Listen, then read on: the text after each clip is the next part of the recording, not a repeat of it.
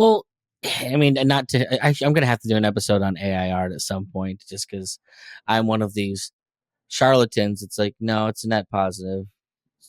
So it's just going to make the art that real artists do more valuable because it's boutique. Like, to me, a lot of what the irony is it's like, okay, we're taking it from like the mass market to the boutique industry. You know, all those guys that like complained about selling, oh, we can't sell CDs anymore, even though I still personally buy CDs. I do too. They're all making a killing on vinyl. Yeah. Vinyls are expensive to print too. Like $40 a pop, man. It's crazy. They're making their money on those because the people that really care are the ones that want the extras. I still buy DVDs because I fucking love a commentary. I love the digital commentary. Like the Venture Brothers TV show, I don't think I'd love it as much if it wasn't for all those commentaries. Like those two dudes sitting there talking about their show and how much they love those characters was infectious. Like, and if the show wasn't enough for me, listening to them talk about their show was enough for me to like be a fan for life. It's like a companion podcast, like while you watch it. Yeah. And it's half the reason why people like the Lord of the Rings extended editions. You think it's just the content? Like, yeah, cool. We've seen Aragorn swing a sword for 3 movies. Like, we've seen plenty of orcs die.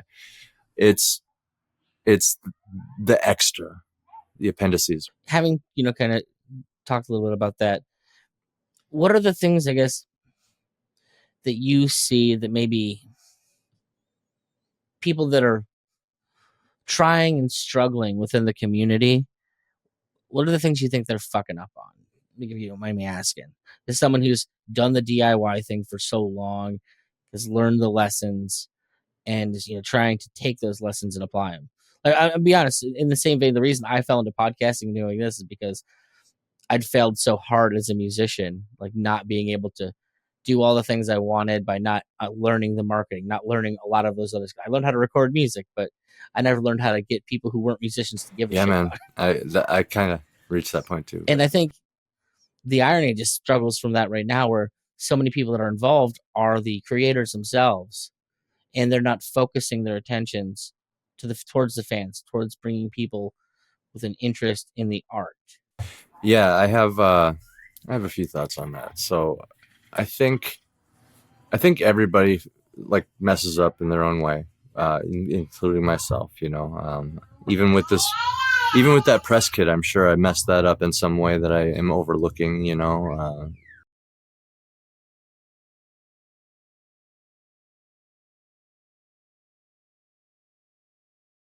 Yeah, that's kind of where I'm at. I'm like, this is a functional thing anyway, but yeah, there it is, but yeah, I would say, stuff like that, little things.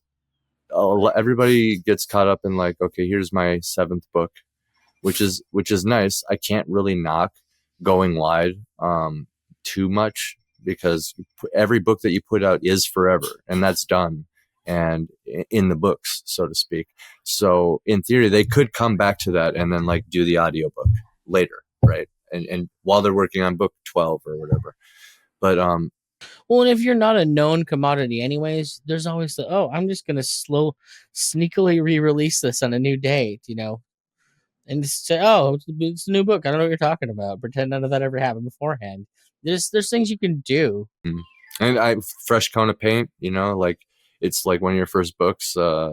Maybe your cover's really poopy at that point. Yank it down, get a new cover, read through it again. Well, yeah, maybe you started that first one with the AI thing that you could afford at the time, and you spend some time in the industry. You make some friends in the artist community, and now you can actually afford someone to build a good cover for you and like make it nice and something that's going to help you build word of mouth around that. I'm telling you, man, Luke Stone is in serious danger of just being my like permanent, like undyingly loyal artist. Like I support that guy so much. He's very nice. Like, in fact, anybody that you will really see me interact with lately, because I haven't really delved into too many, like, I haven't gotten like a big spot on like a crazy huge like I don't even know the celebrity person kind of podcast like Friday Night Tights or something. I haven't gotten any opportunities like that. So it's just like, you know, Well, you're not talking about Star Wars: The Acolyte, so they're not. They understand their audience. Unfortunately, like no name artists aren't what their audience is. Sadly, I can't knock anybody for understanding their market. yep. And to be fair, I haven't shot my shot, but yeah, I doubt it. So it's whatever, and I don't hold it against anybody. But like, yeah, Luke is like just super nice guy. Everybody's super nice, and Well, more than him being a nice guy, he's a super motivated guy. Like nice is awesome. I know too many people that like they have visions of doing stuff, and then it's after 10, 12 years, it's still just a vision of doing stuff, and then stuff doesn't exist. Another thing I do find like with musicians that they tend to find ways to make things happen. Like very few of them kind of hang back. It's like okay, and which is funny because it's actually a harder prospect in a lot of ways. Like recording music either takes money or a bunch of learning how to do shit. Like you can't just like hop in a Word document and start it, you know? and that's it right there. That's kind of like that's it. That's to answer your question. Like, what do you think people are messing up? Like, yes, while they are willing to do things themselves, they don't seem very willing to really just jump in some direction and really try something. Like I had no idea how to do like design work and stuff. I remember when I was making my map for my novel, it was strictly for functional reasons. I didn't really even like, I told myself, I was like, if I ever sell this, I'll probably have somebody else remake it in a better way. But the map actually turned out pretty decent. And like, that's the level I was at. I was like following a tutorial on YouTube and like, doing tricks, but it turned out right. And then now here I'm at like on my computer right here, I'm working on a book cover where I'm literally hand painting like a helmet onto another character, and it's like I've I've come so far, and I don't even realize it sometimes, and people need to just be willing to jump into the fire. And I don't even mean in like a public way. I mean in a personal way. Like look yourself in the mirror and really, call your own bluff and like go give it a shot, I guess. And tinker around. You just gotta. Well, I'll see people argue with Kyle, draw and talk Kyle, and people will bitch like, "Oh, I'm doing everything. I'm working so hard to get my books out there," and then he'll do that. Well, but are you really? And I'm kind of with him on but are you really? Like, see, you make one Twitter post a day or something promoting your art. Anyone who knows social media is going to tell me, well, if you didn't post that same thing 3 times, nobody saw it because that's where the algorithms work. Like, unless you've got a plan where you're doing that literally every day of the week at different times, learning when your audience is available, and unless you've done like perhaps the psychographic research to know who your audience is, you're wasting your time. So many people think, oh, well, I'm on here and they'll just come. It's like, well, no. The whole idea behind all of this is it's I'll say it every episode until everyone gets it and follows along. It's all about relationships. And I know that most of us are kind of like nerdy homebody types that like the people close to us and aren't necessarily excited to make a whole bunch of new friends. But the bottom line is that those friendships, those relationships, those are what are going to help you get to the next person.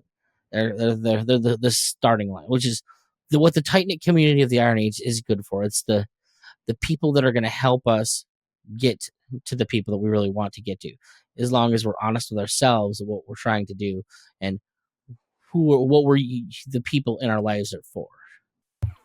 Right. Actually, this is super relevant with some things me and my co-hosts for my podcast, The Iron Seas, have been talking about recently.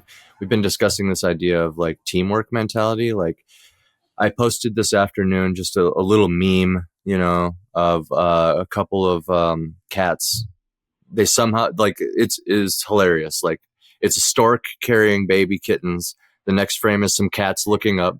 Yeah. And then the final frame is somehow they got the stork and saved the baby kittens and they all ate the stork.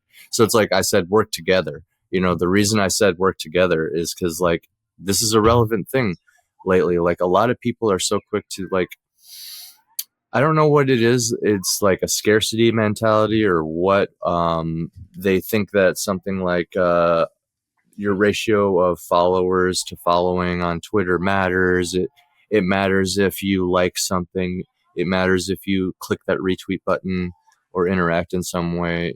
Like there's this perception of all these things that they think matter, but what only thing that does matter is relationships, like you said, because like I will shamelessly follow people back. Like, okay, all you got to do is demonstrate to me that you're not a bot, and like maybe half a step further, like you simply like comics or fantasy. Like, boom, you got my follow back.